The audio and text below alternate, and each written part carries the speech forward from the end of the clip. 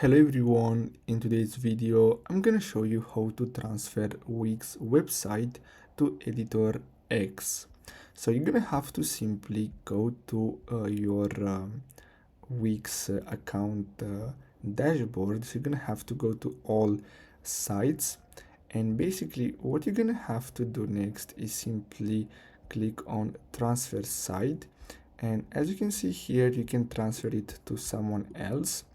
So let's click on select and edit, and here at the top we should have the option to transfer this to the editor X, but keep in mind that this is not available for everyone. So as you can see, I don't really have it, but you're gonna have to simply click on this set actions button, and then you're gonna have the option to transfer to editor X. So simply click on that and that's it. So I really hope you found this video helpful.